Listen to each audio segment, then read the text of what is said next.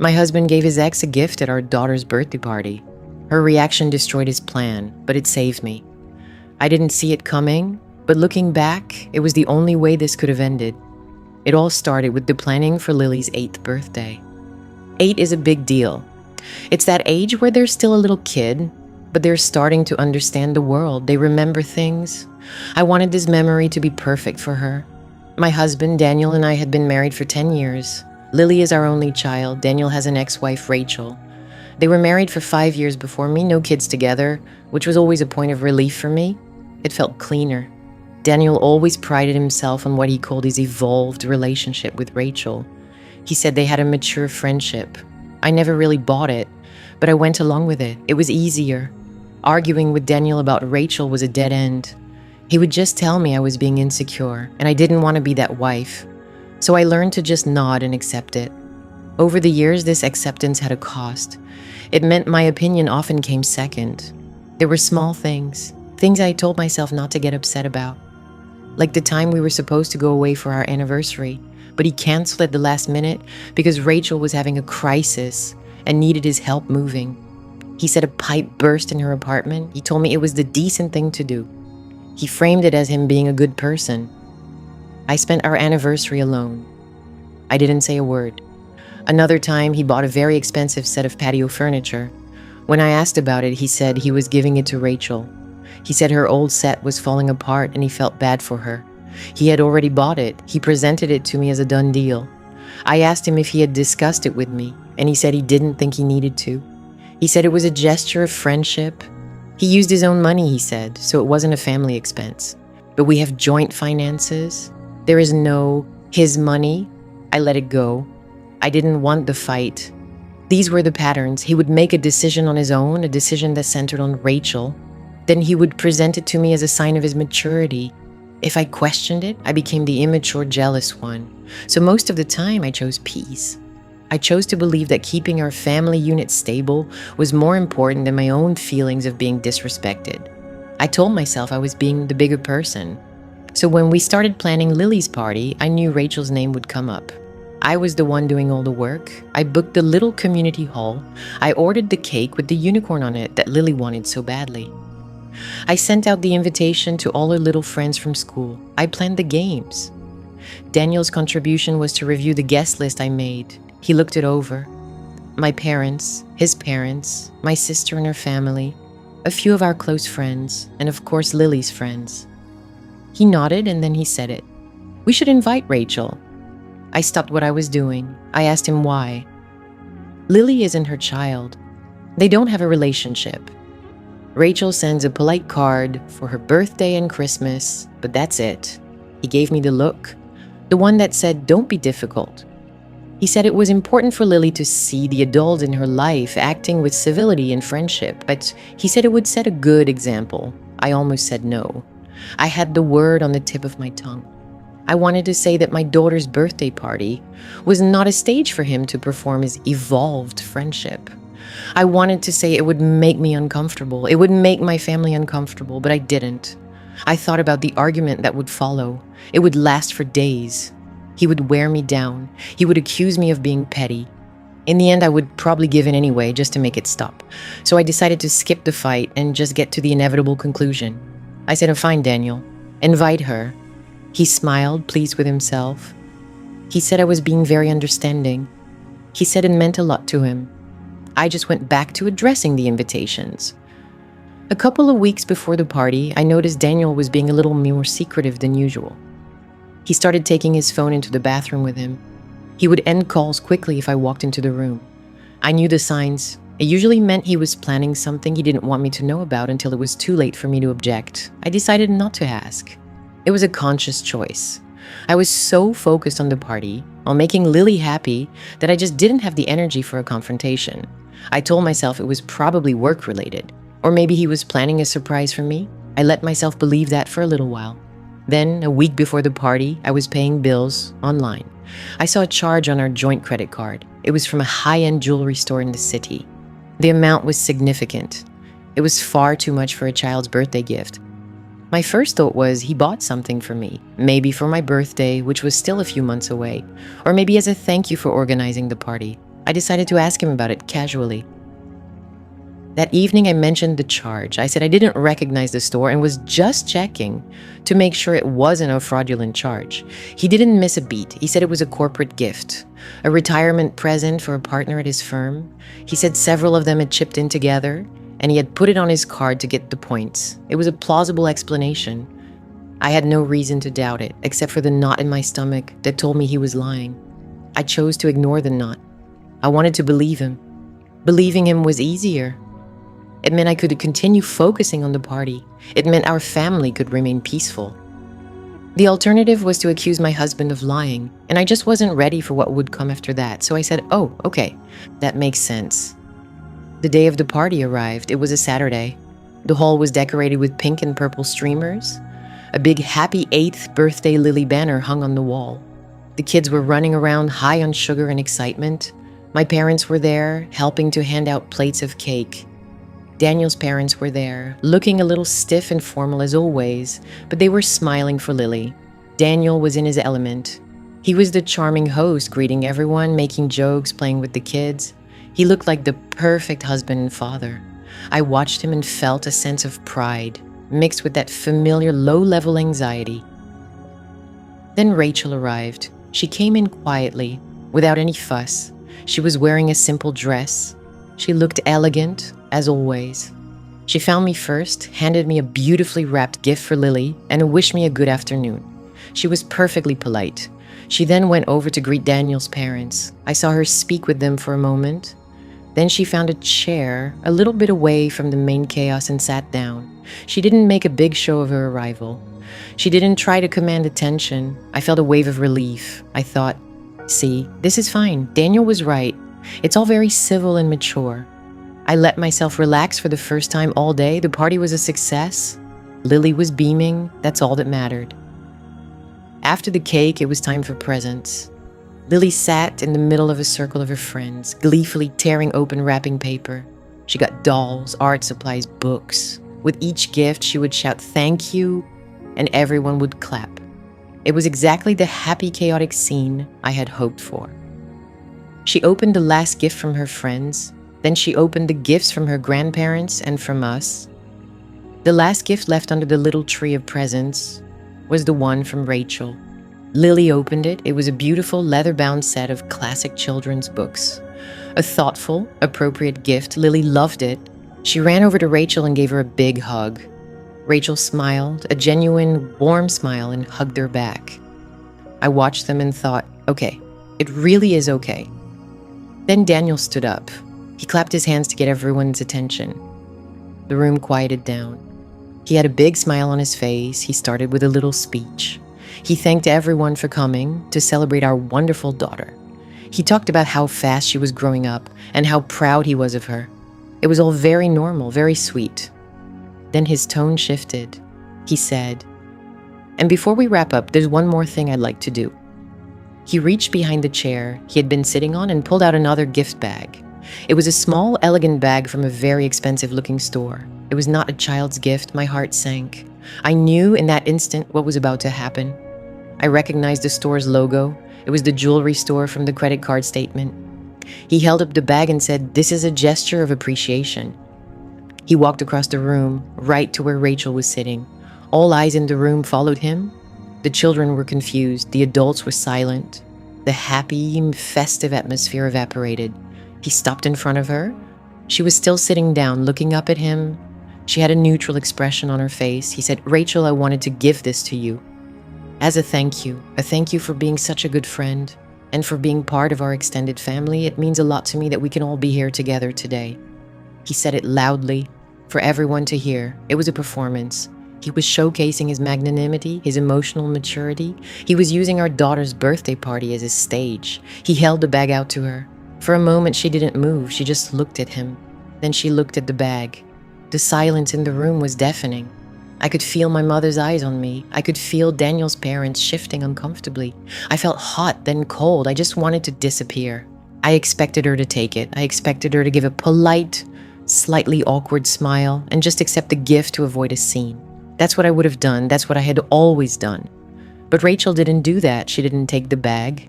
She kept her hands in her lap. She looked Daniel straight in the eye. Her voice wasn't loud, but it was clear and firm. She said, "Daniel, no." It was just 2 words, but the way she said them, it was like a wall went up. Daniel's smile faltered. He looked confused. He was holding the gift out to her, and she was refusing to take it. His script had gone wrong. He tried again, a little quieter this time. He said something like, "It's just a small thing, a token of friendship." Rachel didn't waver. She said, "This is not the time and it is not the place." She still hadn't raised her voice. She was calm, but her message was unmistakable. She was shutting him down, publicly. Then she did something I never would have had the courage to do. She stood up. She was now at eye level with him. She said, "This is Lily's day. Your focus should be on her, not on this." She gestured vaguely toward the gift bag he was still holding, as if it were something distasteful. Then she turned away from him. She didn't even glance at the gift again. She looked across the room and her eyes met mine. For a split second, I saw something in her expression. It wasn't pity. It was something like validation. She walked over to me. She spoke in a low, normal voice. She said, "Emily, thank you so much for having me. It was a lovely party." Then she leaned in a little closer and said, "I'm sorry, I should go." I just nodded. I couldn't find my voice. She turned to Lily, gave her a quick, one-armed hug and said, "Happy birthday again, sweetie." And then she walked out of the hall. She didn't look back. The moment the door closed behind her, it was like all the air had been sucked out of the room. Daniel was left standing in the middle of the floor, still holding the rejected gift. He looked stunned. He looked foolish.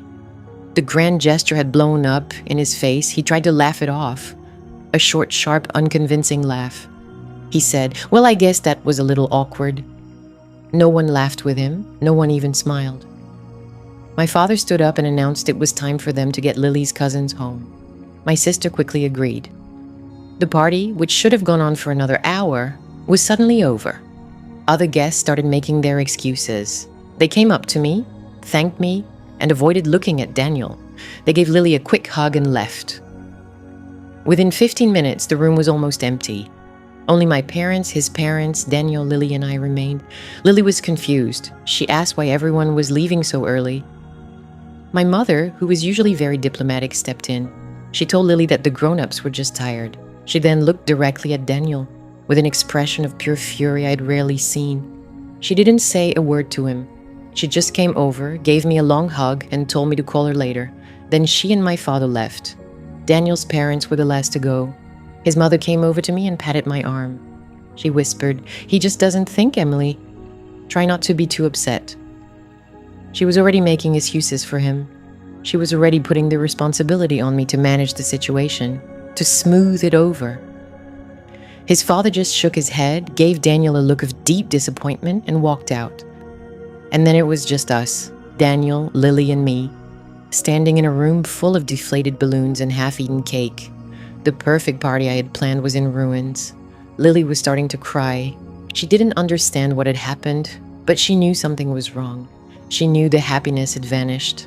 I knelt down and hugged her. I told her it was a wonderful party and she got so many amazing presents. I tried to salvage what I could for her. I distracted her by asking which of her new toys she wanted to play with first when we got home. Daniel just stood there, silently.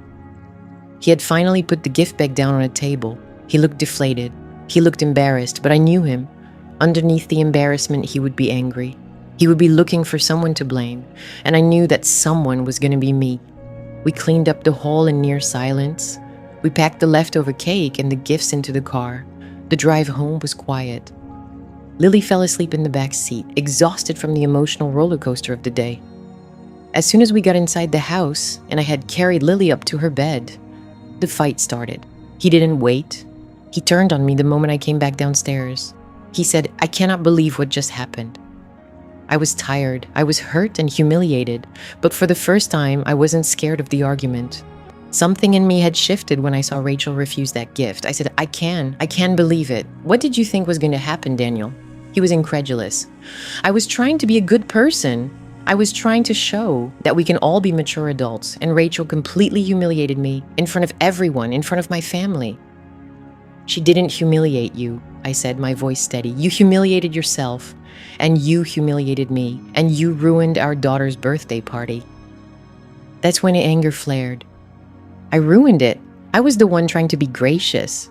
You should have been on my side. You should have supported me. Instead, you just stood there and let her walk all over me. I couldn't believe what I was hearing. He was twisting it, making it my fault. I said, "Support you in what, Daniel? In turning our child's party into a stage for your ego? What was in that bag?" He hesitated. "It was just a gift. It's not important." "What was it?" I insisted. He finally admitted it. "It was a bracelet." "A bracelet," I repeated. "You bought your ex-wife a bracelet and tried to give it to her at our 8-year-old's birthday party? Do you hear how that sounds?" "You're twisting it," he shot back. "It was a friendship bracelet. It was a gesture." "No," I said, "it was a performance. You wanted everyone to see you as this wonderfully evolved, generous man who is still friends with his ex. You wanted Rachel to play her part, to be grateful and impressed, and you wanted me to stand in the background and applaud the supportive, understanding wife. But she didn't play her part, did she? She refused to be a prop in your show." He stared at me. He had never heard me talk like this before. The silence, the compliance he was used to was gone. He switched tactics. He went for the classic. "You're just jealous. You've always been insecure about Rachel. In the past, that line would have worked. It would have made me doubt myself. It would have made me back down. But not this time." "I'm not jealous of Rachel," I said, and I was surprised to find that it was the absolute truth. "I feel sorry for her. I feel sorry that she's had to deal with this kind of thing from you for years, but I'm done. I'm not dealing with it anymore." "What is that supposed to mean?" he demanded. "It means I'm sleeping in the guest room," I said. I turned and walked up the stairs without looking back. I spent the whole night awake. I replayed the scene at the party over and over in my head. Rachel. The lock on the guest room door clicked shut. It was a small metallic sound, but in the crushing silence of the house, it echoed like a gunshot. It was a sound of finality. My hand was still on the cold brass knob, my knuckles white. On the other side of the door, I heard Daniel let out a sharp, incredulous breath. He didn't knock. He didn't yell. He just stood there for a moment, and I could practically feel his disbelief radiating through the solid wood. Then his footsteps retreated down the hall, heavy and defeated. I leaned my forehead against the door, the cool surface a small comfort against my burning skin. I didn't cry. The tears that had once come so easily, the ones I'd shed over, canceled anniversary plans, and misunderstood late-night phone calls with Rachel, were gone. It felt as if the well had finally run dry. In its place was a strange and unsettling calm, a clarity that was as terrifying as it was liberating. All the air had been sucked out of the room, leaving only the stark, undeniable truth. My phone, lying on the nightstand, buzzed, then buzzed again and again, a rapid-fire assault. I didn't need to look. I knew it was Daniel, cycling through his well-worn playbook.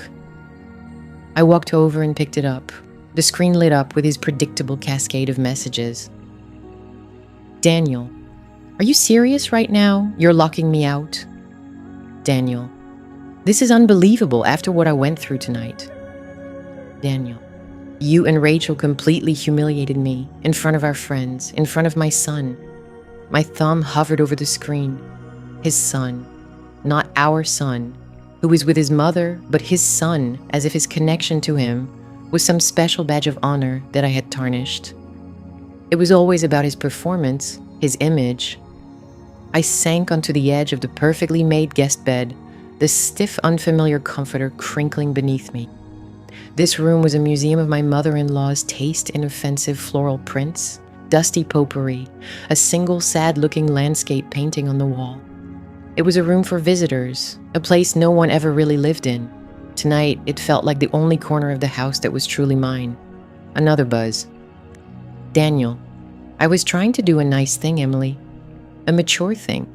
To show everyone we can be an evolved, blended family. You should have supported me." There it was. The blame shift dressed up in self-serving pop psychology. Evolved, chut, mature. They were just words he used to disguise his breathtaking selfishness.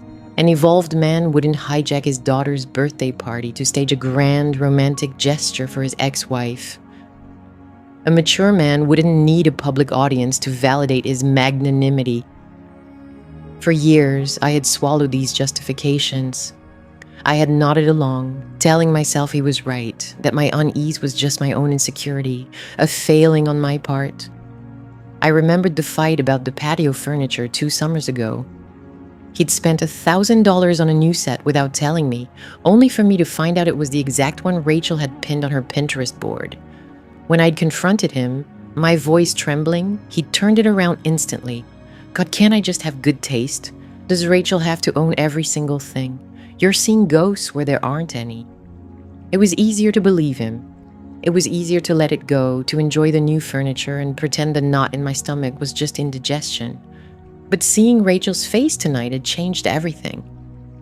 When Daniel presented that velvet box, a hush fell over the patio. Every eye was on them. I saw the flicker of panic in Rachel's eyes, followed by a wave of pure, unadulterated wariness. It was a look I knew intimately. It was the look of a woman who had been navigating Daniel's ego for far longer than I had.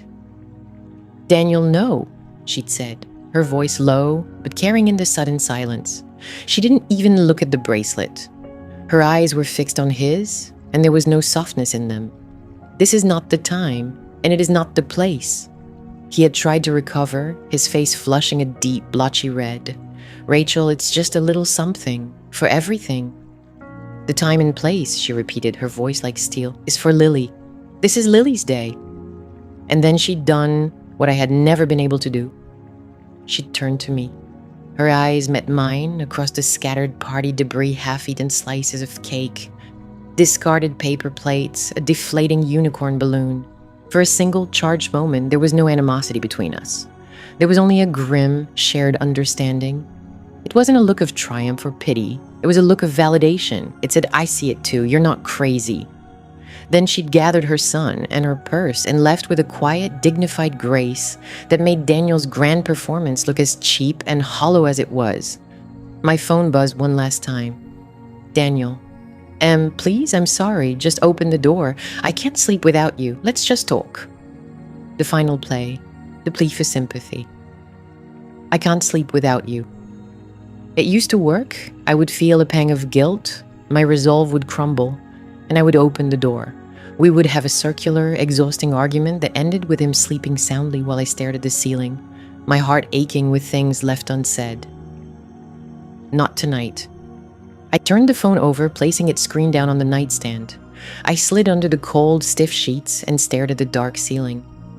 I didn't sleep. I just lay there, replaying the last 8 years in my head. But this time, I was watching the movie with the director's commentary on. Every scene was reframed. Every line of dialogue had a new, sinister meaning. His insistence on spending holidays with her and her family because it was better for the kids. The emergency phone calls from Rachel that were always about some manufactured crisis that only Daniel could solve. His constant, subtle comparisons that always left me feeling like I came up short. It wasn't a one-sided emotional affair he was having with Rachel. It was worse. It was a one-sided emotional affair he was having with the man he imagined himself to be when he was with her. The hero, the savior, the magnanimous ex-husband. Rachel wasn't the other woman. She was the mirror in which he most liked his own reflection. And tonight, she had shattered it. The first weak gray light of dawn was filtering through the blinds when I finally drifted into a shallow, dreamless sleep. I woke 2 hours later feeling raw, but strangely steady. The house was quiet. I crept out of the guest room. The hallway was empty. Our bedroom door was ajar. On the floor by the living room couch was a crumpled blanket and a pillow, a silent testament to his failed vigil. Downstairs, the remnants of the party were a sad tableau. A banner reading "Happy 8th Birthday Lily" drooped from the wall. A pile of brightly wrapped presents sat untouched in the corner, forgotten in the hasty, awkward exodus of our guests.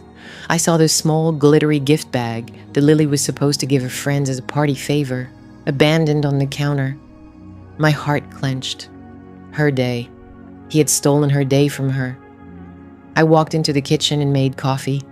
I pulled out 1 mug, not 2. I poured the milk, added the sugar, and stood leaning against the counter, sipping the hot, sweet liquid. The familiar morning ritual felt different, deliberate. It was an act of self-preservation. I was on my last sip when I heard his footsteps on the stairs. He appeared in the kitchen doorway, looking rumpled and lost. His hair was a mess, and his eyes were puffy. He had the look of a man who'd been shipwrecked. "Are you done with the silent treatment?" he asked, his voice raspy. I took another slow sip of my coffee before answering, placing the mug carefully on the counter. "I'm not giving you the silent treatment, Daniel. I'm thinking. Thinking about what? How to punish me more. I get it. I screwed up. It was bad timing." "It wasn't bad timing," I said, my voice even and calm. It surprised even me. "It was a bad act. The timing was just a symptom of how bad it was." He ran a hand through his hair, agitated. "Look, I already apologized. I don't know what else you want me to say. It was a gesture of friendship, that's all. It's part of our evolved situation. He used the word like a shield, a magic incantation he thought could ward off consequence. "Evolved for who, Daniel?" I asked, turning to face him fully. "Was it evolved for Lily, when her friends' parents were rushing them out the door because her own father had just created a scene so mortifying no one knew where to look? Was it evolved for me, your wife, who you lied to about a $1,000 charge on our credit card? Or was it just evolved for your ego?" He stared at me, his mouth slightly agape. This wasn't the script he was used to. He was expecting tears, accusations, a fight he knew how to win. He didn't know how to handle this cold, quiet dissection. "You're just jealous of Rachel," he finally spat out, resorting to his oldest, most reliable weapon. "You've always been jealous of her." A small, humorless laugh escaped my lips. I looked at him, at this man I had loved, this man I had built a life and a family with, and for the first time I saw him with perfect, painful clarity. "You still don't get it," I said, shaking my head slowly. "That's the part that really tells me everything. I'm not jealous of Rachel. God, after last night, I've never been more grateful not to be her." I paused, letting the weight of the statement settle in the space between us. "I'm exhausted by you, Daniel. I'm done being the audience for your one-man show. I'm done twisting myself into knots to make your evolved life comfortable for you. I'm just done." He looked stricken, the anger draining from his face to be replaced by a dawning panic. "What does that mean? Done?" I picked up my coffee mug and took it to the sink, rinsing it out. My movements were slow, methodical. "It means I need you to leave," I said, my back to him. "Pack a bag, go to a hotel, go to your mother's, I don't care. I need you to leave this house. I need to breathe air that you haven't sucked all the oxygen out of." I turned off the water. The silence that followed wasn't mine anymore. It was his. The words hung in the air between us, stark and irrevocable. "Pack a bag." For a moment, Daniel just stared at me, his face a mask of disbelief. The anger that had been simmering in his eyes flickered, replaced by a kind of stunned confusion, as if I'd suddenly started speaking a language he didn't understand. This wasn't in his script. The wife doesn't issue ultimatums, she absorbs them. "What did you just say to me?" he asked, his voice low and dangerous. It was the tone he used right before he was about to twist reality, to tell me I was hysterical, that I was misremembering, that my feelings were an overreaction. The old Emily, the one who existed just an hour ago, would have flinched. She would have softened, backpedaled, suggested we just talk. "I didn't mean it. Of course you don't have to leave. Let's just calm down." It would have been easier, but the image of Rachel's face, her quiet poise as she refused to be a prop in his pathetic play, was burned into my mind. Her strength had lit a fuse in me, and it was still burning. "You heard me," I said, my voice steadier than I felt. "You need to leave, for tonight, for however long it takes for you to understand what you did." "What I did?" He let out a short, incredulous laugh. It was pure performance. "Emily, I was trying to be a good person. I was showcasing a healthy, co-parenting dynamic for our daughter. You're the one who's making this a problem. You and your insecurity." There it was, the classic accusation, the one that had worked 100 times before. But it sounded different now, hollow and desperate. All the air had been sucked out of his argument. He had performed his grand gesture for an audience, and the audience, led by Rachel herself, had rejected it. He had no one to convince but me, and for the first time, I wasn't buying a ticket to his show. I'm not insecure, Daniel, I said, the words feeling like solid ground beneath my feet. I'm humiliated. You used our daughter's birthday party as a stage to stroke your own ego. You tried to buy your ex-wife's affection with my money, in my house, in front of my friends. And the worst part? She had more respect for me and for Lily than you did. He recoiled as if I'd slapped him. The mention of Rachel's respect was a direct hit. He opened his mouth, then closed it. The gaslighting engine sputtered, out of fuel. He was left with nothing but raw, childish anger. Fine, he spat, the word cracking with fury. Fine, you want me to go, I'll go. He turned and stormed toward our bedroom. I didn't follow. I stayed in the living room, surrounded by the ghosts of the party, a deflating balloon shaped like the number 8, a smear of pink frosting on the floor, a pile of brightly colored wrapping paper. I sank onto the sofa, my body trembling with the adrenaline of a fight I had finally truly engaged in. I listened to the sounds from the bedroom, a drawer being yanked open, the scrape of hangers on the metal rod in the closet, a muffled curse. Each sound was a small explosion in the tense silence of the house. A few minutes later, he appeared in the doorway with a duffel bag slung over his shoulder. He changed out of his party clothes into a pair of jeans and a dark sweatshirt, his serious attire. He was trying to project an image of a man wrongfully wounded, a martyr being cast out of his own home. He paused, waiting. I knew he was giving me one last chance to break, one last opportunity to run to him, to cry, to apologize for my overreaction, and beg him to stay. The quiet stretched, thick and heavy. I just looked at him, my expression unreadable. Lily's asleep, I said softly. It wasn't an olive branch, it was a boundary. Don't you dare wake her. His jaw tightened, he knew he'd lost. You'll regret this, Emily, he said, his voice flat. I already regret not doing it sooner, I replied, and the honesty of that statement surprised even me. He stared at me for another long second, searching my face for the familiar weakness he had always counted on. When he didn't find it, he turned and walked out, pulling the front door closed behind him with a quiet, definitive click. He was gone. The silence that descended was absolute. It was heavier than the music and laughter from a few hours before. At first, it felt like a vacuum, a terrifying emptiness where my life used to be. For 10 years, the background noise of my existence had been the low-grade hum of accommodating Daniel, his moods, his needs, his evolved philosophies. Now there was just nothing. I wrapped my arms around myself, feeling a tremor of fear. Had I just blown up my entire world, destroyed my family over a bracelet? But as I sat there, the silence began to change. It wasn't empty, it was calm. The hum of anxiety I'd lived with for a decade was gone. The knot in my stomach, the one that tightened every time Daniel mentioned Rachel's name, was starting to loosen. It was like a wall had come down inside me and I could finally breathe. I got up and began to clean. I gathered the paper plates and plastic cups, scraped leftover cake into the trash, and wiped the sticky patches from the coffee table. The simple, methodical task grounded me. I was not just cleaning up after a party, I was clearing away the wreckage of the life I had been tolerating. As I bent down to pick up a stray party hat, I saw it. Tucked partially under the sofa, where it must have been dropped in the chaos, was a small, elegant velvet box. My heart gave a painful thud. I picked it up. It felt heavy in my palm.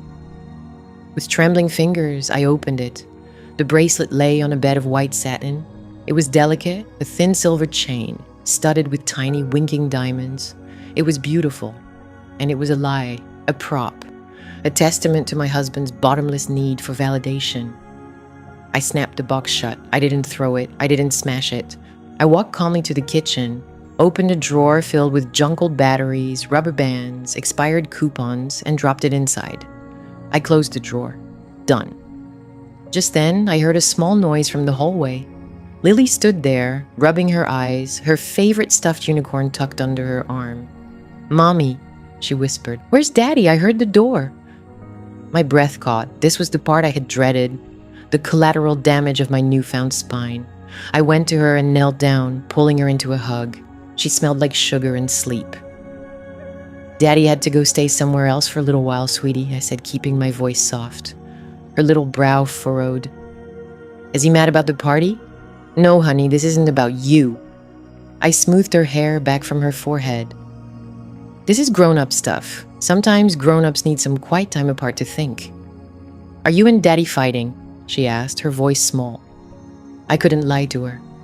Yes, I said gently, we are. But we both love you more than anything in the world. That will never ever change. She seemed to accept that, leaning her head against my shoulder. We stayed like that for a long time, me holding my daughter in the quiet house, feeling the weight of my decisions settle into my bones. It wasn't a weight of regret, but of responsibility.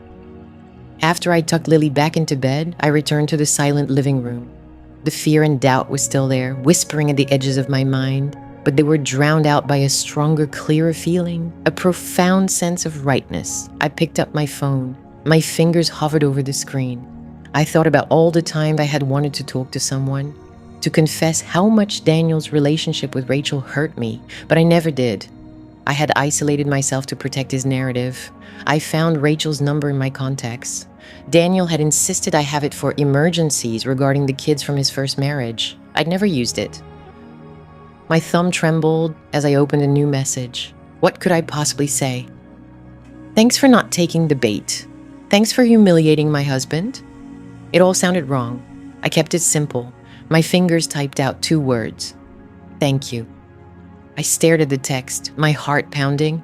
It felt like a monumental risk, an admission of everything I'd hidden for a decade. I was reaching out to the one person I had been conditioned to see as a threat. I pressed send before I could second-guess myself. I didn't expect a reply. I assumed she would maintain her distance, that she wouldn't want to get involved. But less than a minute later, my phone buzzed on the coffee table. Her reply was just as simple, but it held a world of meaning. You don't have to thank me for respecting you. Tears pricked my eyes. It wasn't pity, it was solidarity. A simple acknowledgement from one woman to another, a recognition of a boundary that should have been there all along. In that moment, I knew I wasn't just a wife who had kicked her husband out.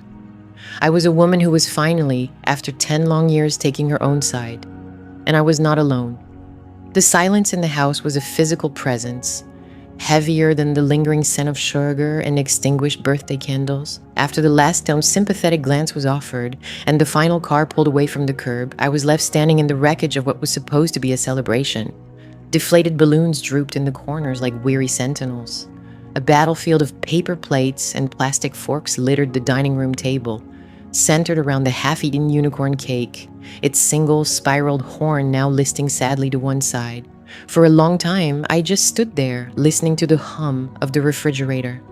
The frantic energy of the party, the crushing weight of Daniel's performance, the shocking clarity of Rachel's refusal, it had all evaporated, leaving behind a profound and unnerving quiet. Lily was upstairs, finally asleep after a tearful session where I could only offer vague reassurances about grown-up problems and hold her tight. My explanation felt flimsy and inadequate, a thin blanket over a gaping hole. My phone buzzed on the counter, a jarring intrusion. It was Daniel. Of course it was. Daniel, you kicked me out of my own house. I stared at the words, feeling a strange detachment. The old familiar panic, the immediate urge to placate and smooth things over was absent. It was like watching a storm from behind thick glass. I could see the lightning, but I couldn't feel the charge. Another message came through. Daniel, I'm at a hotel. I can't believe you'd do this to our family, in front of Lily. The hypocrisy was so potent, it was almost dizzying. He was the one who had turned his daughter's birthday into a stage for his ego. He had orchestrated the entire humiliating spectacle. And now he was framing my reaction, my one definitive boundary, as the act of destruction. I wanted to type back a furious point-by-point rebuttal, but I stopped myself. That was the old game.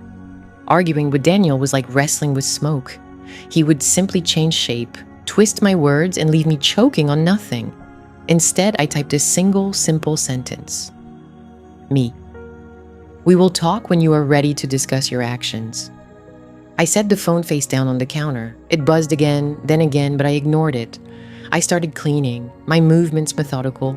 I gathered the paper plates, scraped leftover frosting into the trash, and wiped down the sticky counters. With each swipe of the sponge, I felt like I was clearing away more than just the party's mess. I was wiping away years of accumulated resentment, of small concessions, of biting my tongue until it bled. My hand brushed against something small and hard on the counter next to the fruit bowl, where he must have dropped it in his hasty exit. The velvet box. I picked it up. It felt cold and heavy, dense with unspoken meaning. I snapped it open. The bracelet lay nestled in its pristine white cushion, the silver chain and small delicate diamonds catching the dim light of the kitchen. What had he been thinking? The question echoed in the quiet room. The story he'd spun for me, that this was a simple thank you for Rachel helping him with a work contact, felt laughably thin now. You don't give a gift like this, a piece of jewelry that whispers of intimacy and history, in the middle of your daughter's 8th birthday party. Not unless the gift isn't the point. The giving was the point. It was a public declaration, a performance of his magnanimity, his evolved status as the benevolent man who still cared so deeply for his first wife. He needed an audience to validate his own fiction. And Rachel had refused to be his co-star. She had read the script and walked off the stage. The knot in my stomach, the one that had been my constant companion for years, was gone. In its place was a cold, hard certainty. I wasn't jealous of Rachel. I was grateful to her. As if summoned by the thought, my phone rang. It wasn't Daniel, it was her. My heart gave a single, hard thump against my ribs. I hesitated for only a second before answering, my voice steadier than I expected. Hello. Emily, it's Rachel. I hope I'm not calling too late. Her voice was just as I remembered from the party, low, calm, and measured. There was no drama in it, only a quiet sincerity. No, it's fine, I said, leaning against the counter. I'm just cleaning up. There was a pause. I wanted to make sure you were okay, she said. And Lily, of course, I'm so sorry her party ended that way. That was not my intention. It wasn't your fault, Rachel. You did nothing wrong. The words came out with a force that surprised me. You did what I should have been doing for years. She was silent for a moment, and I could hear the weight of shared history in that silence. I recognized the pattern, she said softly. The grand gesture in a public space. The need for everyone to see what a good man he is. It's a difficult thing to be a part of. He told me it was a thank you gift, I said, the words tasting like ash. For a work contact. I heard her exhale, a soft, weary sound. There was no work contact, Emily. He called me a few weeks ago, talking about some crisis of friendship he was having, how he felt he hadn't properly honored our past. It was the same kind of circular, self-serving conversation I learned to walk away from a decade ago. I told him it was unnecessary and that we were fine. I never imagined this. The truth of it settled over me, cold and undeniable. It was all a lie. The entire premise was manufactured to feed his narrative. He had invented a problem so he could publicly solve it and be lauded as a hero. Thank you for telling me, I said, my voice thick. And thank you for not playing along. For respecting my daughter's birthday more than her own father did. She's a wonderful little girl, Rachel said warmly. She deserves to be the center of her own universe, especially on her birthday. You're a good mother, Emily. There was another pause, this one more deliberate. When I left him, the hardest part was realizing that the man I was arguing with wasn't the man I had married. He was a character he was playing. It seems that character is still looking for a stage. Her words were a key turning a lock deep inside me. A character he was playing. That was it. That was the truth I had been circling for years, but had never been able to articulate. I had been married to a performance. I think the show is over, I said, my grip tightening on the phone. I hope so, she replied gently. For your sake, and for Lily's. Take care of yourself, Emily. After we hung up, I stood in the silent kitchen with the velvet box still in my hand. I thought about Daniel in his sterile hotel room, stewing in his own manufactured victimhood. I thought about the years I had spent shrinking myself to make room for his ego. And I thought about Rachel's quiet dignity, the simple power of her no. There was a loud knock on the front door, not a polite rap, but an insistent, demanding thud. I knew it was him. My body tensed for a moment, a reflex born of long habit, before the new calm settled over me again. I walked to the door and looked through the peephole. Daniel stood on the porch, his face illuminated by the porch light, a mask of wounded indignation. I opened the door, but only as far as the security chain would allow. It was a boundary, small but absolute. "Emily, for God's sake, let me in," he said, his voice a low, angry hiss. "We need to talk." "I told you," I said, my voice even. "We will talk when you're ready to discuss your actions." "My actions?" He scoffed, a bitter, incredulous sound. "I tried to do a nice thing, to show that we're all mature adults, and I get humiliated by my ex-wife and kicked out of my house by my current one. And you want to talk about my actions?" I looked at him through the narrow gap, the man Rachel described. The character. He wasn't seeing me, his wife. He wasn't seeing the hurt he had caused. He was seeing an ungrateful audience member who had failed to applaud his performance. "You didn't do a nice thing, Daniel. You did a selfish thing," I said, the words clear and sharp. "You used your daughter's party to try and manipulate your ex-wife into a public spectacle. You lied to me about why you bought that bracelet. You humiliated yourself, and you embarrassed our family. The only person you were thinking about in that moment was you." He stared at me, his mouth slightly agape. For a second, I saw a flicker of something in his eyes, not remorse, but genuine shock. It was the shock of a man who had never been spoken to this way, whose version of reality had never been so directly challenged. "You're twisting this," he stammered, recovering. "You're insecure. Rachel's insecure. I'm surrounded by insecure women." I almost laughed. It was so predictable, so pathetic. "No, Daniel," I said, my voice softening, not with pity, but with finality. "I'm not insecure. I'm done." I closed the door gently in his face, the chain rattling softly before I slid the deadbolt home. The lock clicked shut. It was a sound of finality, of a chapter ending. On the other side of the door, he was silent. I waited, expecting more knocking, more yelling, but there was nothing, only the sound of his footsteps receding down the path.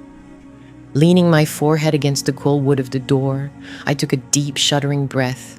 The air in my own home, for the first time in a very long time, felt clean, breathable, and entirely my own. The future was a terrifying, uncertain blank space, but it was mine to write. And I knew with a certainty that resonated all the way to my bones that Daniel would not be holding the pen. The click of the deadbolt locking was the loudest sound I had ever heard. It was a small, metallic finality that echoed in the sudden, cavernous silence of our house. For a moment, I just stood there with my hand on the cold brass knob, my knuckles white. The adrenaline from our fight was a frantic hummingbird in my chest, but on the surface, a strange, terrifying calm had begun to settle over me, like a sheet of ice forming over a turbulent lake. The war was over, for now, and I had won. It didn't feel like winning. From the top of the stairs, a tiny voice cut through the quiet. "Mommy." My heart fractured. Lily, in the heat of the explosion, in the righteous fury of finally pushing back, I had forgotten about the most important person in the room.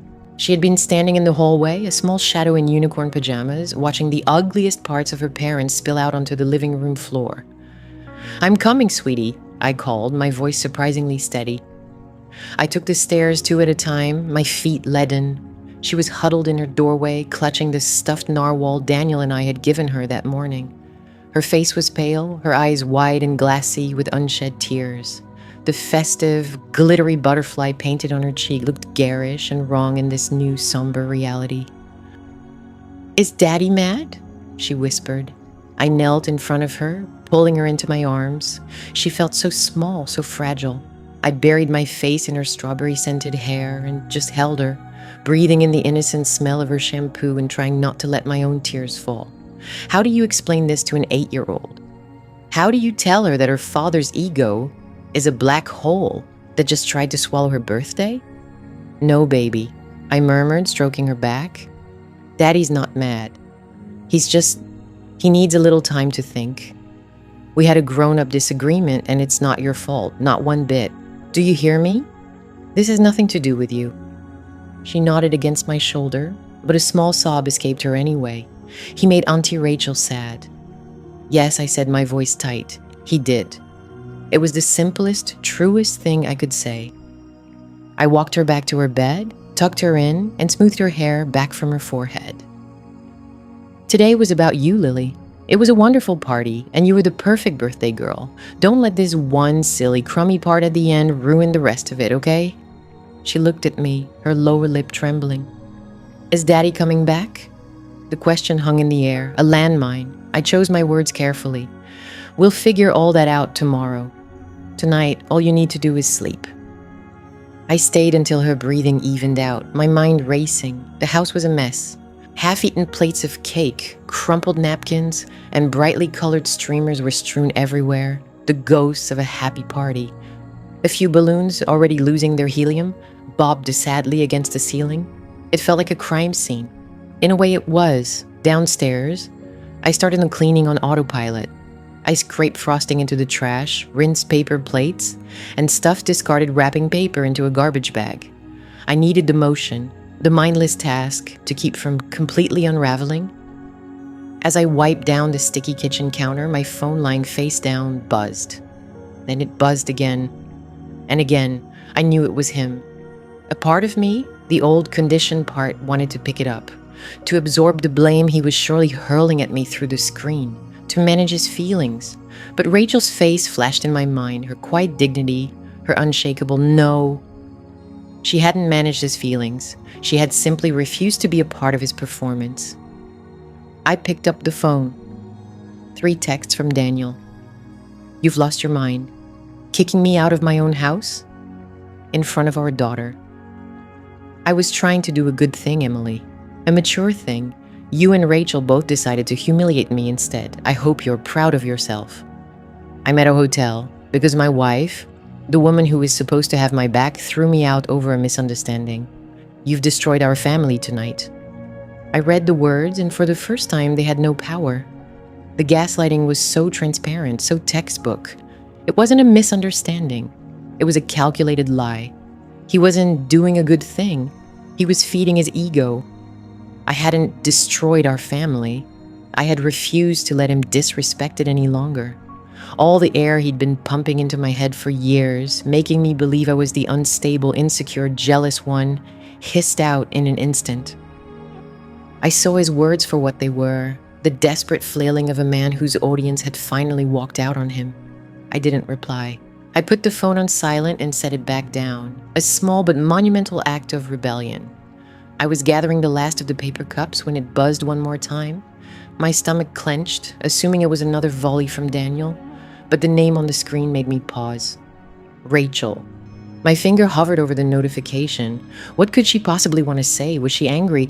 Was she going to tell me to get my husband in check? I braced myself and opened the message. Emily, I'm so sorry about what happened today. It was completely inappropriate, and I hope you and Lily are okay. Thinking of you. The message was simple, direct, and profoundly kind. There was no drama, no judgment, just a quiet acknowledgement of the truth. Reading it felt like someone had handed me a glass of water after I'd been crawling through a desert. It was validation from the one person whose opinion in this whole mess truly mattered. She saw it. She saw him. And she was on my side. Tears I hadn't let myself cry, for Lily pricked my eyes. This woman, who I had been taught to see as a rival, a specter haunting my marriage, had just shown me more genuine solidarity than my own husband had in a decade. My reply was just as simple. Thank you, Rachel, we are. I really appreciate you reaching out. I hit send and felt a bond form, thin and fragile as a spider's thread, but they're all the same. An unspoken understanding between 2 women who had been on opposite ends of Daniel's magnanimity. The next morning, I woke to the unfamiliar emptiness of our king-size bed. The space beside me was cold. For a split second, panic seized me. The ingrained fear of his anger, of the fight that was surely coming. But then the clarity of the night before returned, cool and steady. The fight had already happened. I got Lily up, made her pancakes, and we talked about everything except what happened. We talked about her new toys, about the sleepover she wanted to have with her friend Sophie, about whether narwhals were real. I was determined to wrap her in a layer of normalcy, a bubble of maternal love that no amount of adult chaos could penetrate. After I dropped her at a friend's house for a play date, a lucky arrangement made days ago, I returned to the silent house. It felt different in the daylight. Less like a crime scene, more like an empty stage. While tidying the living room, my eyes landed on the gift table. Tucked behind a stack of board games was a small, elegant navy blue box from the jeweler Daniel had lied about. He must have dropped it in the confusion. I picked it up. It was empty, of course.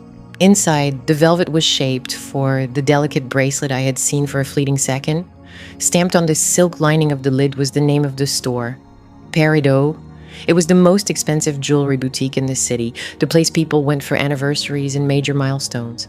This wasn't a casual thank you gift. This was a statement. Seeing the box, the physical proof of his lie, and the scale of his grand self-serving gesture didn't make me angry. It did something else. It cemented my decision. It turned a foundation of simmering resentment into solid, unshakable concrete. I stood in the middle of my quiet living room, the empty box in my hand, and saw the path forward. It was terrifying, it was uncertain, but it was mine. I walked to the kitchen, pulled out my phone, and scrolled through my contacts. I bypassed my mom and my sister. I wasn't ready for their questions, for their "I told you so's." I needed strategy, not sympathy. I found the number I was looking for, one given to me by a friend a year ago during a moment of quiet desperation. "Just in case," she had said. My thumb hovered over the name for a long moment. Sarah Klein, Family Law. Then I pressed call. "Sarah Klein's office, this is Angela speaking." I took a deep breath, the air filling my lungs feeling cleaner than it had in years. "Hello," I said, my voice clear and steady. "My name is Emily Carter. I'd like to schedule a consultation." I hung up the phone, the attorney's name, Catherine Vance, feeling like a stone in my hand, both a weight and a weapon. The silence in the house was a physical presence. It was no longer the tense, waiting silence of a house where a fight was brewing, but the vast, empty silence of a conclusion. The last of the party guests had scurried away hours ago, their hushed goodbyes and averted eyes a testament to the social carnage Daniel had wrought. Now all that remained were the ghosts of celebration.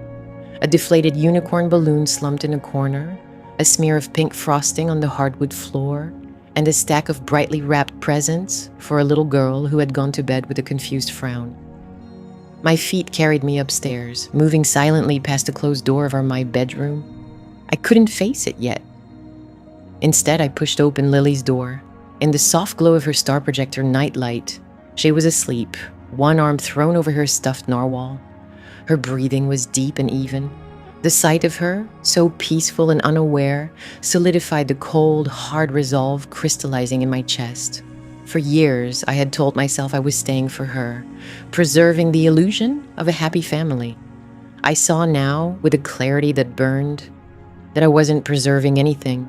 I was just teaching my daughter that a woman's dignity was a negotiable currency, something to be traded for a quiet house.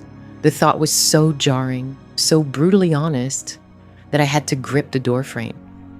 The foundation of my decade-long marriage wasn't love or partnership. It was my own practiced ability to absorb disrespect. And I was done. The reservoir was dry. Back downstairs, I started cleaning. It was a mindless, mechanical task. I scraped hardened icing into the trash, gathered paper plates sticky with melted ice cream, and wiped down the counters. Each methodical swipe was an act of reclaiming my space.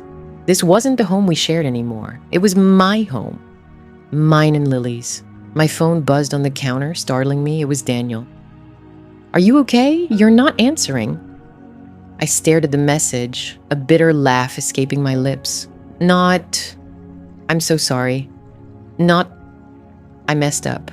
Just a question that placed the burden of the emotional fallout squarely on me. It was his classic move, feigning concern to mask a demand for my attention. I ignored it. A minute later, another message came through.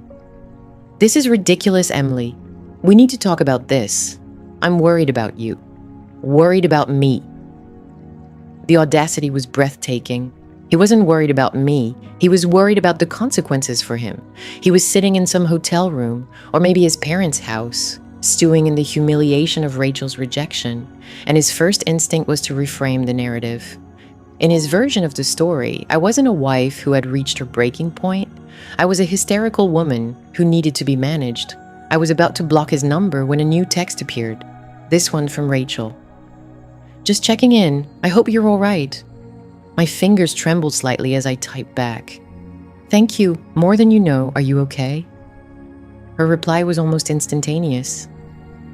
"I'm fine. I've had years of practice with Daniel's grand gestures. I'm just sorry it happened at Lily's party. He shouldn't have done that to either of you." Tears pricked my eyes. It was the validation I had been craving for years, coming from the most unexpected source. She saw it. She saw me. "He's texting me," I wrote, feeling a strange new sense of camaraderie, telling me he's worried about me. I even used the quotation marks, a silent, shared acknowledgement of his manipulative vocabulary. Rachel's response was a piece of advice that felt like a life raft. "Don't engage, not until you have a plan. Document everything, every text, every call. Write down what happened tonight, the time, the words, everything. You're not crazy, Emily. He just wants you to think you are." You're not crazy. That simple sentence undid a decade of gaslighting. I wasn't insecure. I wasn't overly sensitive. I wasn't irrational. I was a person with legitimate feelings who had been systematically taught to distrust them. My phone rang and my stomach plunged. It was Rachel. I hesitated for only a second before answering. "Hello." My voice was shaky. "Hi, Emily," she said. Her voice was as calm and measured as it had been at the party. "I thought it might be better to talk. I'm not trying to overstep, but I've been where you are. The texts are just the beginning." "What comes next?" I asked, my voice barely a whisper. "Next, he'll try to make it about his victimhood," she said, and a chill went down my spine. "He'll accuse you of being cruel, of keeping him from his child. He'll try to turn it into a story where he's the wounded party and you're the unstable one who flew off the handle over nothing. He did it to me." We talked for nearly an hour. It wasn't a gossip session. It was a strategy meeting. She never spoke ill of Daniel in a petty way. Instead, she described his patterns with the detached precision of a behavioral scientist. She explained that Daniel didn't love her, and he likely didn't love me, not in the way a person loves another. He loved the idea of us. He needed her, the elegant, unattainable ex, as a prop to prove his maturity. And he needed me, the compliant, stable wife, as the foundation for his perfect-looking life. The bracelet wasn't for her. It was for the audience. Her refusal hadn't just rejected a gift. It had rejected his entire narrative, and he couldn't stand it. "He needs to be the hero of his own story, Emily," she said quietly. "The problem is he's willing to burn down everyone else's lives to build a set." When we hung up, I felt a profound sense of peace. The woman I had spent years quietly resenting had become my unlikely ally. She hadn't destroyed my family. She had handed me the tools to save myself. Following her advice, I took screenshots of Daniel's texts. Then I sat at my laptop and wrote everything down, the words pouring out of me in a torrent of suppressed frustration. The anniversary trip he'd rerouted to coincidentally be near Rachel's sister city. The patio furniture he bought after Rachel mentioned she had the same set. 100 tiny cuts that had finally bled me dry. I was sealing the printouts in a manila envelope when the doorbell rang. My heart hammered against my ribs. It was almost midnight. I crept to the front door and looked through the peephole. It was Daniel. He wasn't holding a key. He was standing on the porch like a visitor, his shoulders slumped, his face arranged into a mask of pathetic sorrow. It was a performance. "Emily, I know you're in there. Please, just let me in." His voice was soft, pleading. I didn't move. The chain was on. It was a flimsy piece of metal, but tonight it felt like a fortress wall. Please," he tried again, his voice cracking. "I just want to see Lily. I want to make sure she's okay." Rachel's words echoed in my head. "He'll try to make it about his victimhood. He'll accuse you of keeping him from his child." I remained silent, my back pressed against the cool wood of the door. His tone shifted. The manufactured sadness evaporated, replaced by a familiar sharp edge of impatience. "For God's sake, Emily, open the door. This is my house too. You can't just lock me out." "You can get a hotel, Daniel," I said, my voice surprisingly steady. It vibrated through the door between us. There was a stunned silence. He wasn't used to this. He wasn't used to me holding a boundary. "A hotel? Are you serious?" He scoffed, his voice dripping with disbelief. "You're throwing me out over a misunderstanding? after everything I've done for you, for this family. It wasn't a misunderstanding, I said, my voice getting stronger. It was a choice. You chose to humiliate me and exploit your daughter's birthday party to feed your ego. That's not a misunderstanding. That's just who you are. Oh, I see, he snarled, and now the true Daniel was emerging, the one I knew so well from behind closed doors. Rachel got to you, didn't she?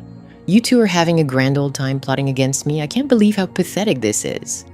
The accusation was so close to the truth, yet so twisted in its intent that I almost laughed. He saw our solidarity not as a consequence of his actions, but as a conspiracy against him. This isn't about Rachel, I said, my hand flat on the door, as if I could push back against his toxicity. This is about me. I'm done, Daniel. I'm done with the performances. I'm done with the lies. I'm done being an audience member in your one-man show. He was quiet for a long moment. I could practically feel him recalibrating, searching for a new line of attack. When he spoke again, his voice was low and menacing. You're going to regret this, Emily. You have no idea what you're doing. It was a threat, plain and simple. The final weapon in his arsenal when manipulation and feigned victimhood fail. But the fear he had cultivated in me for a decade was gone, burned away in the fire of Rachel's quiet dignity. No, I said, the word clear and final in the night air. I'm not. I took a deep breath. Goodbye, Daniel. I didn't wait for a reply. I turned away from the door, leaving him standing alone on the porch. I walked back to the kitchen, my steps sure and even. The manila envelope lay on the counter next to my laptop, where I still had the email open from Catherine Vance, family law. For the first time in a very long time, I wasn't afraid of what would happen tomorrow. I was ready for it. The click of the phone ending the call was the loudest sound I had ever heard. It echoed in the sudden, cavernous silence of my own home, a definitive punctuation mark at the end of a 10-year sentence. I sank onto the bottom step of the staircase, the receiver still cool in my hand. My heart wasn't racing anymore. The fury that had propelled me through the last 24 hours had burned itself out, leaving behind something cleaner, colder. It was resolve. I had just left a message for a woman named Laura Feldman, a name given to me by Rachel. Top tier, no-nonsense family law, Rachel had texted. She helped me secure my footing when I left him. Tell her I sent you. The house was a wreck. Half-eaten plates of cake and discarded paper napkins littered the living room, casualties of a party that had died a sudden awkward death. A single pink balloon, a survivor, drifted lazily against the ceiling, a cheerful ghost of a celebration that already felt a lifetime away. The old Emily would have been up immediately, scrubbing away the evidence, trying to restore order as if she could physically erase the day's trauma. She would have seen the mess as her responsibility. I left it. The mess was not mine to clean, not anymore. I sat there for what felt like an hour just breathing. I was charting the new territory of my own mind, a landscape where the fog of appeasement had finally lifted. For years, I had navigated my marriage like a person in a dark room, hands outstretched, trying not to bump into Daniel's ego. I had memorized the placement of his triggers, the sharp corners of his pride. Now the lights were on, and I could see the room for what it was, a cage I had helped decorate. My phone buzzed on the floor beside me. It was a text from Rachel. Just checking in. You okay? I picked it up, my fingers moving with a newfound steadiness. More than okay. I called your lawyer. The reply came instantly. Good. That's the first step. The next few days are going to be a test, Emily. He's going to try to pull you back in.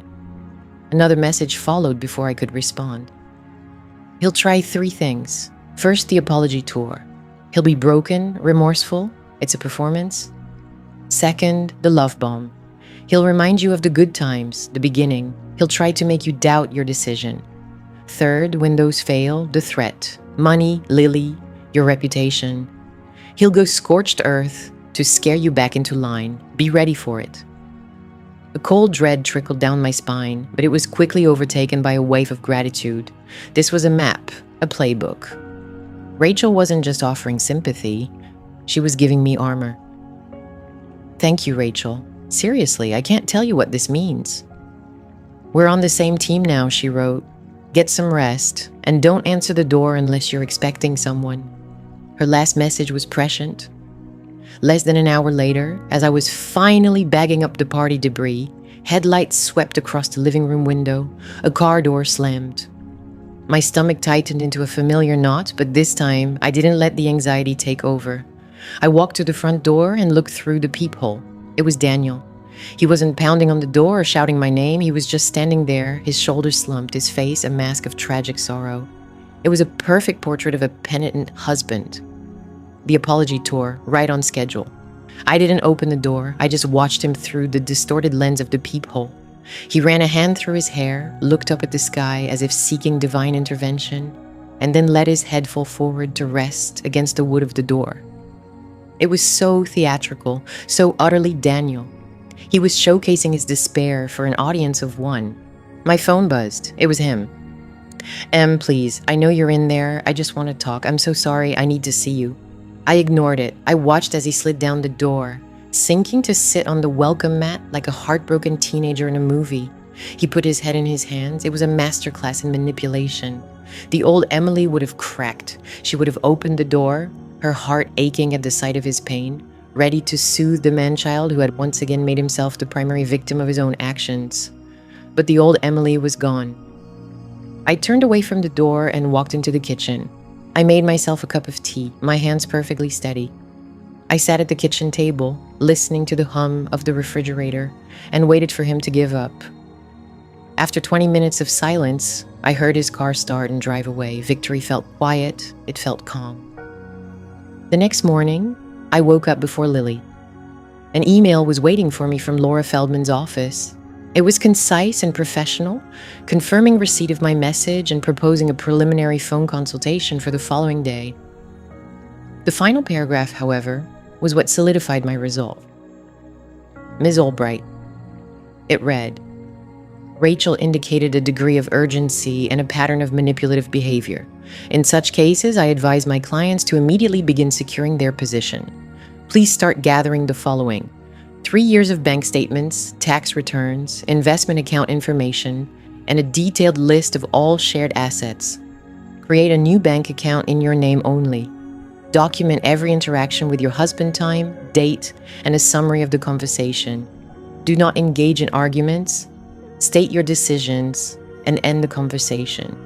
Information is power, and right now you need to be powerful." I printed the email and started a list. The act of writing it down, of creating a tangible plan, was more empowering than any emotional outburst. This wasn't just a fight anymore, it was a strategy. When Lily came downstairs, her eyes were still puffy from crying the night before. "Is Daddy coming home?" she asked, her voice small.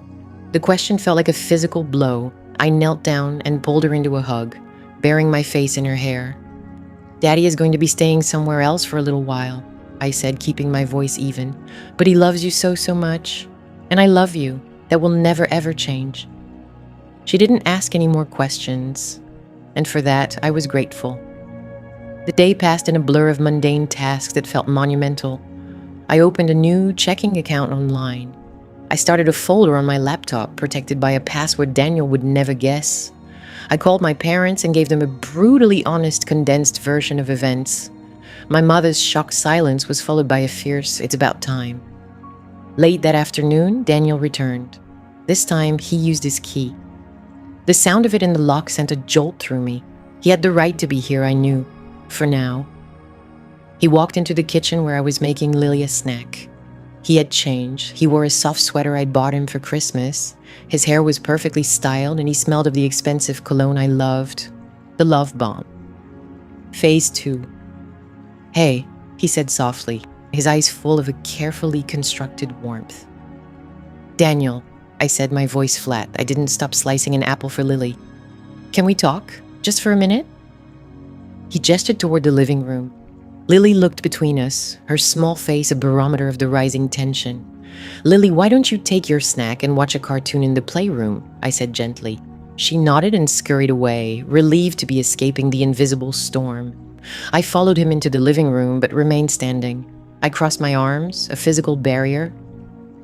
I have been doing nothing but thinking for the last day," he began, his voice thick with emotion.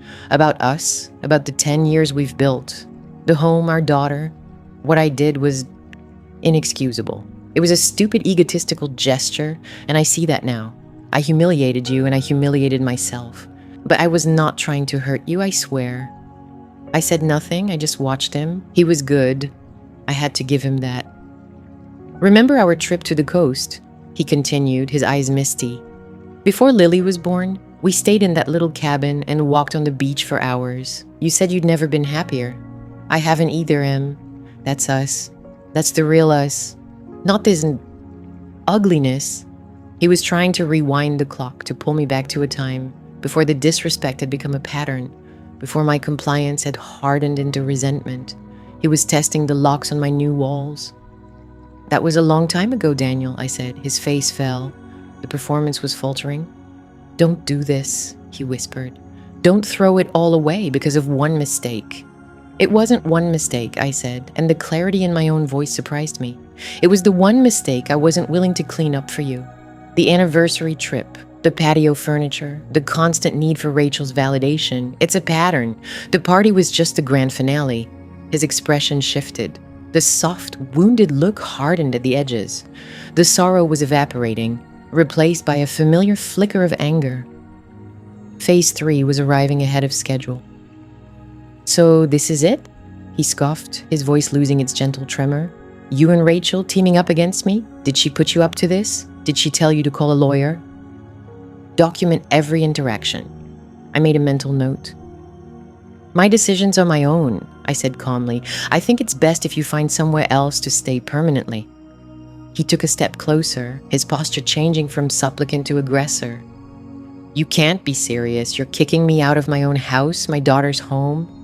It's my home too, I said, my voice not rising. And right now, it's not a healthy place for our daughter to be. That's when he played his final card, the threat. You think this is going to be easy? He let out a short, bitter laugh. You think you can just take my daughter and my house and I'll walk away? You have no idea what you've just started, Emily. You're a part-time preschool aide. I'm a partner at my firm. Who do you think a judge is going to listen to? The stable father with a career, or the emotional, insecure wife who's being manipulated by his bitter ex? He had framed the narrative. There it was, the story he would tell our friends, our families, the courts. I was unstable, I was jealous, I was a pawn. The old Emily would have shattered. She would have crumpled under the weight of that threat, the fear of losing Lily overriding everything else. But as I stood there, looking at the man I had spent a decade trying to please, I felt nothing but a profound, sobering certainty. I saw the trap for exactly what it was. The conversation is over, Daniel, I said, my voice as steady as a rock. Get your things. You have 1 hour. I turned and walked back to the kitchen, leaving him standing alone in the wreckage of our living room. I picked up the list I'd made that morning. Information is power. I added a new line at the bottom. 5:15 p.m. D arrived, attempted manipulation, then threatened custody battle. Claimed I was unstable and being influenced by Rachel. The battle had just begun. But for the first time, I was ready to fight. The name felt heavy in my mouth, a foreign word for a life I never thought I'd be living. Sarah Jenkins, please. My name is Emily Croft. I was referred by Rachel Gable. I said it standing in my kitchen, the morning light catching the dust motes dancing in the air. The house was unnaturally quiet. Lily was at a sleepover. A pre-planned event that now felt like a divine intervention. A pocket of grace in the middle of a war zone. Daniel's things were still gone. The silence he left behind was no longer a hollow ache. It was starting to feel like clean, open space. The voice on the other end of the line was crisp and professional. An appointment was made for the following afternoon. I dialed the number before I could lose my nerve, before the old, familiar voice of accommodation could whisper that this was too much, too fast, too final. When I hung up, my hand was trembling, but my stomach was settled. The knot of anxiety that had been my constant companion for years had finally blessedly loosened its grip. It was replaced by a cold, clear-eyed fear. But fear was an emotion you could act on. Anxiety just kept you frozen. Sarah Jenkins' office wasn't the intimidating glass and steel tower I'd pictured. It was in a restored brick building downtown with old, wide plank wood floors that creaked softly under my feet. The space felt solid, grounded. So did she. She wasn't the shark I'd pictured either. She was a woman in her late 40s with sharp, intelligent eyes and a calm demeanor that put me at ease instantly. She wasn't a shark. She was more like a hawk, patient, watchful, and missing nothing. "Rachel speaks very highly of you," she said, gesturing for me to sit. Her voice was low and even. "She said you were ready to take the next step." I nodded, my throat suddenly tight. "I think so. Tell me everything," she said, picking up a pen. "Start from the beginning. Don't leave anything out, no matter how small or silly it seems. The things we dismiss are often the most important." And so, I did. I laid it all out, the story feeling both surreal and sickeningly familiar as I said the words aloud. I told her about Daniel's evolved relationship with his ex-wife, a narrative he had so carefully crafted. I described the anniversary trip he'd planned for us that was really a recreation of a trip he'd taken with Rachel. The patio furniture he'd bought for our home, an exact match to a set he and Rachel had once picked out. Each instance, on its own, had been something I could explain away, a piece of my own insecurity to be managed. But strung together in the quiet of that office, they formed a suffocating chain of disrespect. I told her about Lily's party. I described the box, the silence, the look on Daniel's face when he presented the bracelet, a look of such profound, performative magnanimity it made my stomach turn even in the retelling. I recounted Rachel's quiet, firm no, a word that had detonated Daniel's entire curated reality. Sarah listened, her pen scratching occasionally against a legal pad. She didn't interrupt.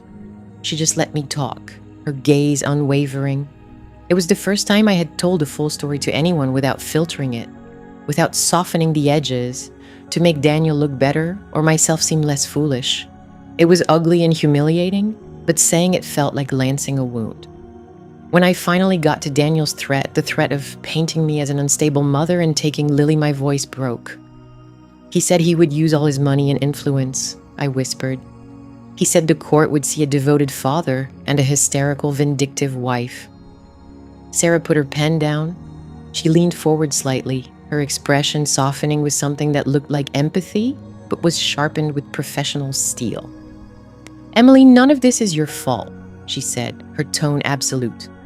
"What you've been dealing with is a classic, and I mean textbook, pattern of narcissistic control and gaslighting. He creates a reality where he's the generous, evolved hero, and any challenge to that reality is met with accusations that you are the problem. You're insecure, you're jealous, you're hysterical." Hearing a legal professional use those words, narcissistic control gaslighting, was a profound validation. They weren't just terms I'd read online in moments of late-night desperation. They were real. What I had experienced was real. "The custody threat," Sarah continued, her voice hardening slightly, "is the last resort of a man who has lost control of the narrative. He's trying to get you to react emotionally. He's counting on you to become the hysterical woman he's accused you of being, so you'll back down and let him come home to restore his sense of order. We are not going to let that happen." "But he has so much money," I said, the fear creeping back in. "He knows everyone. He can make things happen." "He can," Sarah agreed, unflinching. "But family court judges have seen men like your husband 1,000 times before. They are far more interested in patterns of behavior than in one man's carefully polished public image. He's trying to scare you with a story. We're going to respond with facts." She picked up her pen again. "About the bracelet, you found a charge on the credit card statement." "Yes, he told me it was a charge for party supplies." "Was this a one-time thing? Lying about a purchase?" The question hung in the air. I thought back. The odd charge here and there he'd wave away as a business dinner. The cash withdrawals he claimed were for tips and incidentals. The time he'd claimed a weekend away with friends was a work conference. It had never been about the money, not really. It was about the secrecy, the existence of a life parallel to ours, one I wasn't allowed to question. "No," I said slowly, the realization dawning on me with sickening clarity. "It wasn't a one-time thing. It's a pattern." "Good," Sarah said, and the word didn't sound strange at all. It sounded like she was arming me. "Financial deception is a powerful tool for us. It demonstrates a breach of marital trust. It helps us dismantle the devoted family man image he's going to try and sell. She outlined the first steps. She would file the petition for divorce immediately, citing irreconcilable differences. This would establish a date of separation and put a legal framework around our split, preventing him from clearing out bank accounts or hiding assets. Then she gave me my homework. First, I want you to go to the bank tomorrow and open your own checking and savings accounts. We'll work on getting half the marital funds transferred, but for now, you need a financial identity that is solely yours. Second, start a journal. I want you to write down every interaction you have with Daniel. Phone calls, texts, emails, what he said, what you said, the time, the date. If he threatens you again, you write it down. If he sends you 100 roses, you write it down. This journal is your most important piece of evidence. It will establish his pattern of behavior, the love bombing, the threats, the manipulation. It will protect you and it will protect Lily. She looked me straight in the eye. He is going to try and pull you back into his drama. He needs an audience and a supporting cast. Your new role is to be boring, factual, unemotional. All communication goes through me, or if it must be direct, in writing. You are no longer a participant in his show. You are an observer, documenting from a distance. I left her office an hour later feeling like all the air had been put back into my lungs. The path ahead was terrifying. It was a landscape of legal filings, financial disclosures, and a custody battle that would surely be the ugliest fight of my life. But for the first time, I had a map. I had a guide. The world no longer felt like it was tilting beneath my feet. On the way home, I stopped at a stationery store. I didn't browse. I walked straight to the back and bought a simple black-covered notebook and a good, smooth-writing pen. It felt more significant than buying a wedding dress. It was a purchase made entirely for myself, by myself. That night, after checking in on a happily sleeping Lily, I sat at the kitchen table, the same table where I had once cried over Daniel's casual cruelties. I opened the notebook to the first clean white page. The house was quiet, the silence a blank canvas. With a steady hand, I wrote the date at the top of the page, and then I began. My name is Emily Croft. My husband's name is Daniel. He thinks he can erase me by telling a story where I'm crazy and he's the victim. He is wrong. This is the story of what really happened, and I will not be erased. The click of the receiver settling into its cradle felt like a starting gun. For a long moment, I just stood there in the silence of my kitchen, Ms. Albright's voice echoing in my head. Predictable patterns, narcissistic playbook, document everything. The words weren't just legal advice, they were a diagnosis. They took the chaotic, swirling mess of my 10-year marriage and laid it out on a sterile table, a specimen to be examined.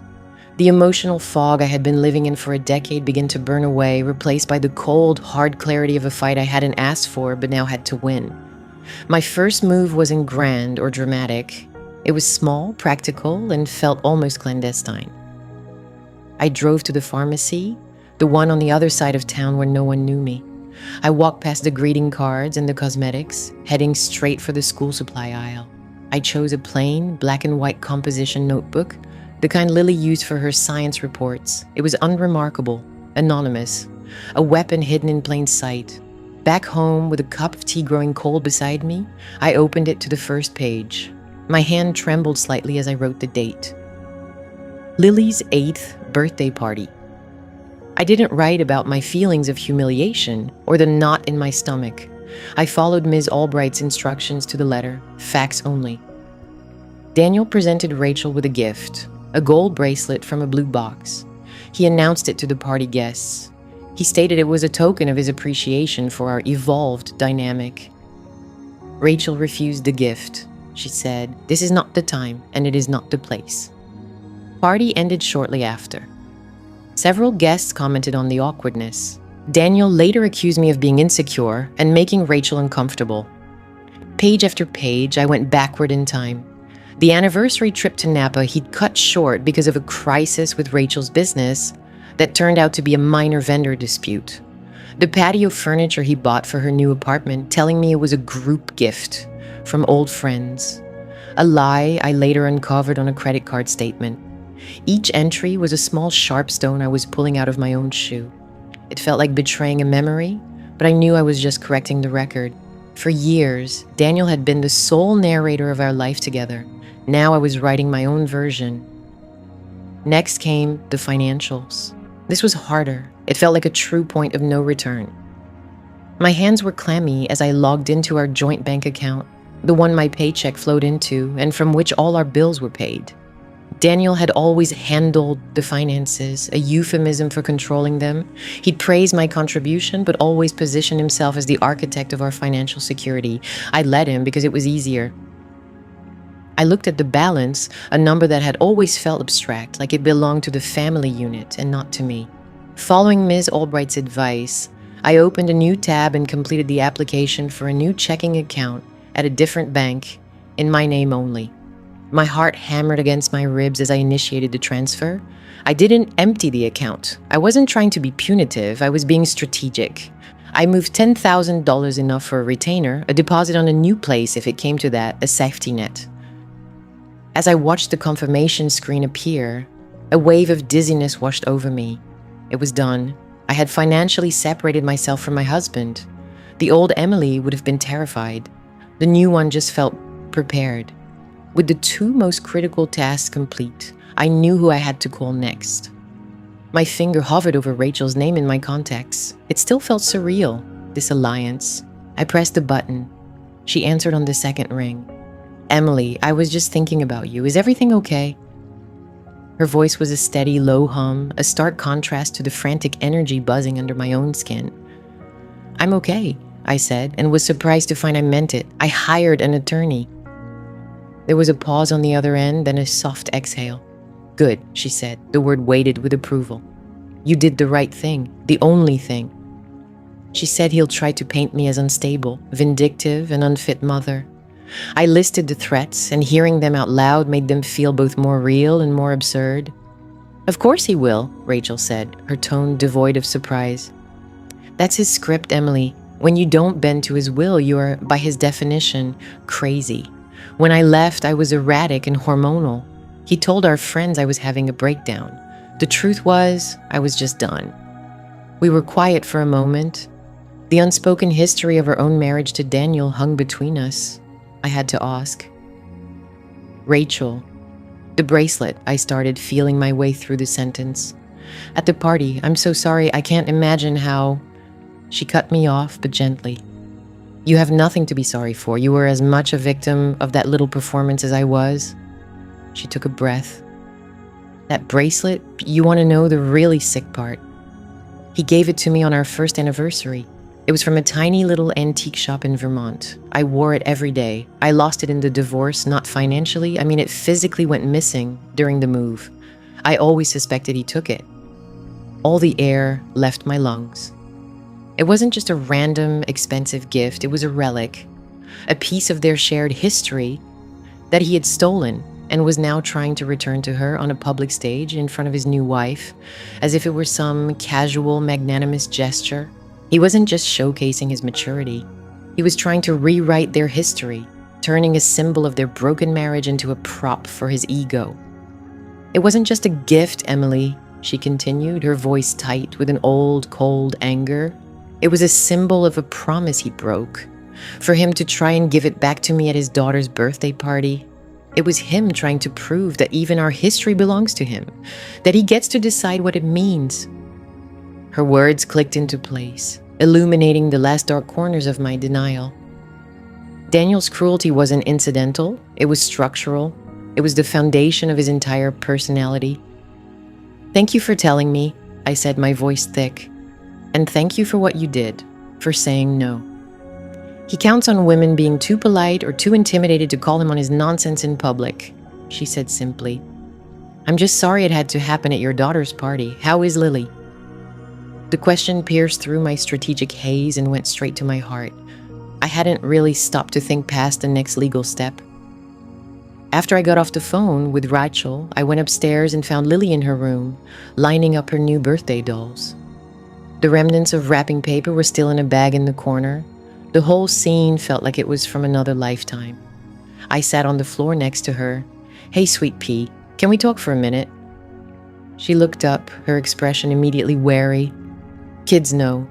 They feel the atmospheric pressure drop long before the storm arrives. Is Daddy coming home for dinner? I took a breath. Daddy's staying somewhere else for a little while, honey. Her lower lip began to tremble. Is he mad at me? Because I didn't want to play that game with the presents? The innocence of the question was a physical blow. Of course, she would think it was her fault. Daniel had made her the center of the drama, and then I had ended the party. In her world, she was the cause. I pulled her into my lap, her small, warm body a grounding weight. Oh, no, no, no, baby, never.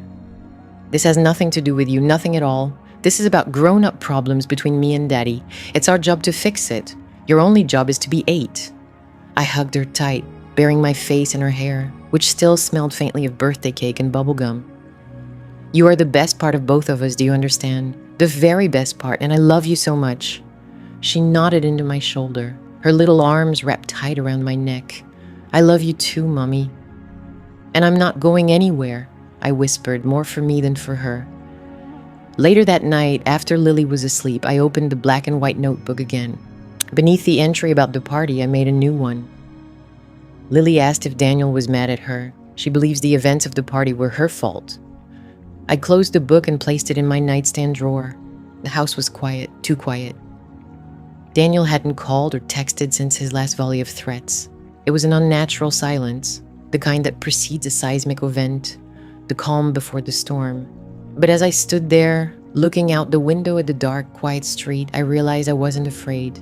The old Emily would have been pacing the floor, sick with anxiety, wondering how to fix it, how to smooth it over.